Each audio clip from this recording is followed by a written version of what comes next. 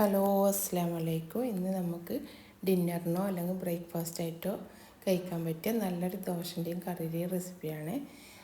ദോശ ഉണ്ടാക്കാൻ വേണ്ടി ആദ്യം ഒരു കപ്പ് കുഞ്ഞരിയാണ്, നെയ്ച്ചോറ് ബിരിയാണിയൊക്കെ ഉണ്ടാക്കുന്ന അരിയാണ് എടുത്തത്.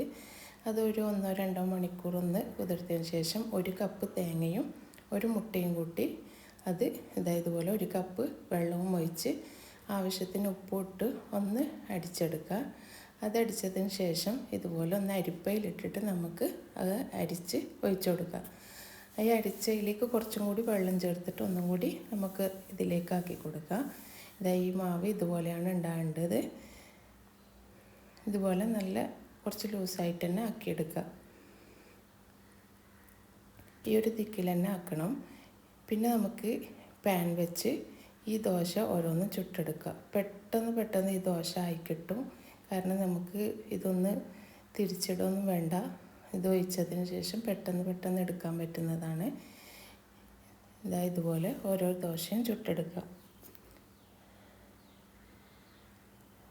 കുറച്ച് ഒഴിച്ചാൽ തന്നെ മതി. ഒരു ദോശ ഒരു കപ്പ് അരിക്ക് തന്നെ നമുക്ക് ഒരുപാട് ദോശ ചുട്ടെടുക്കാൻ പറ്റുന്നുണ്ട്. ഇതുപോലെ പാത്രത്തിൽ വെച്ചിട്ട് ഇതിൽ വെച്ചിട്ട് തന്നെ മടക്കണമെന്നില്ല. ഒരു പ്ലേറ്റ് എടുത്ത് വെച്ചിട്ട് അതിലേക്ക് ഇട്ടിട്ട് ഇതുപോലെ മടക്കിയെടുത്താൽ മതി. ഞാൻ അതുപോലെ ചെയ്തിട്ടുണ്ട്. ഇത് വീഡിയോയിൽ വിട്ടുപോയതാണ്. പിന്നെ ഇതുപോലെ ദോശയൊക്കെ ആക്കി എടുത്തിട്ടുണ്ട്. ഇതിപ്പം ഒരു കപ്പ് അരിനെ കൊണ്ട് ഞാൻ ഉണ്ടാക്കിയ ദോശയാണ്. നമുക്ക് ആവശ്യത്തിന് ദോശ ആക്കിയെടുക്കാൻ പറ്റുന്നുണ്ട്. ഇതുപോലെ നല്ല സോഫ്റ്റും അതുപോലെ നല്ല ടേസ്റ്റുമാണ് ഈ ദോശ. നല്ല കുഞ്ഞരിയും അതുപോലെ തേങ്ങാപ്പാലിൻ്റെ ഒക്കെ മണമായിട്ട്. പിന്നെ നമ്മൾ ദോശ അരച്ച മാവിലേക്ക് 1 ടേബിൾ സ്പൂണ് ഗീ ഒഴിച്ച് കൊടുക്കുന്നുണ്ട്. അത് കാണിക്കാൻ വിട്ടുപോയതാണ്. അപ്പോൾ ഈ ദോശക്ക് അതുപോലെ നല്ല മണവും അതുപോലെ നല്ല ടേസ്റ്റും നല്ല സോഫ്റ്റുമാണ്. അതുപോലെ പെട്ടെന്ന് ആക്കിയെടുക്കാനും പറ്റും. എല്ലാവരും ഒന്ന് ട്രൈ ചെയ്ത് നോക്കാം. പിന്നെ അതിന് വേണ്ടി ഞാൻ ഉണ്ടാക്കിയ കറി മുട്ടക്കറിയാണ്. അതിലേക്ക് ഇതുപോലെ ഒരു 5-6 കുരുമുളകും ഒരു കഷ്ണം ബേ ലീവ്സും പട്ട, കറാമ്പ്, ഏലക്കായ് ഇതുപോലെ കുറച്ചിട്ട് കൊടുത്ത് ഒരു ഉള്ളിയും കൂടിയാണ് ചേർത്ത് കൊടുക്കുന്നത്. ആ ഉള്ളി ഇതുപോലെ ചെറുതായി കട്ട് ചെയ്ത് അതിലേക്ക് ഇട്ട് കൊടുക്കുക. ഇതെല്ലാം ഒന്ന് വഴറ്റിയെടുത്തതിന് ശേഷം നമുക്കതിലേക്ക് ഇതുപോലെ കുറച്ച് വെളുത്തുള്ളി ചേർത്ത് കൊടുക്കുന്നുണ്ട്. പിന്നെ ഒരു തക്കാളിയാണ്. ആ തക്കാളിയും ചെറുതായി കട്ട് ചെയ്തിട്ട് കൊടുക്കുക. പിന്നെ അതിലേക്ക് 2 ടീസ്പൂൺ മുളക് പൊടിയും 1 ടീസ്പൂൺ മല്ലിപ്പൊടി അതുപോലെ ഒരു 1/4 ടീസ്പൂൺ മസാലപ്പൊടിയും ഗരം മസാലപ്പൊടി അതുപോലെ 1/2 ടീസ്പൂൺ കുരുമുളക് പൊടിയും കുറച്ച് മഞ്ഞൾപ്പൊടിയും ചേർത്ത് ഒരു 1/4 കപ്പ് വെള്ളം ഒഴിച്ച് ഒന്നത് തിളപ്പിക്കുക. അത് ഇതുപോലെ ആയതിനു ശേഷം നമുക്കതിലേക്ക് ഒരു 1/2 കപ്പ് നല്ല കട്ടി തേങ്ങാപ്പാൽ ഒഴിച്ച് കൊടുക്കാം.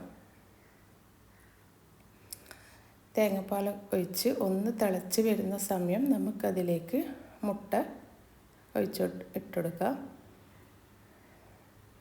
ഇതുപോലെ മുട്ട ഓരോന്നും പൊട്ടിച്ച് അതിലേക്ക് ഒഴിച്ചു കൊടുക്കുക.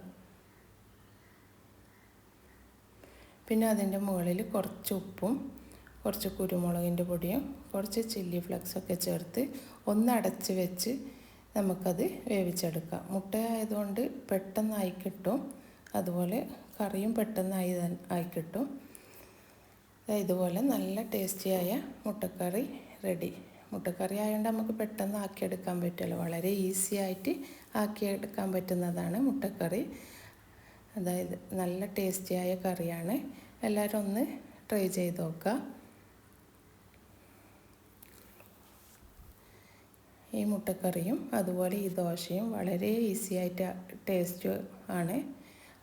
എല്ലാവരും ഒന്ന് ട്രൈ ചെയ്യുക. ഇൻഷാ അല്ലാഹ് അടുത്ത വീഡിയോയുമായി വരുന്നത് വരെ അസ്സലാമു അലൈക്കും.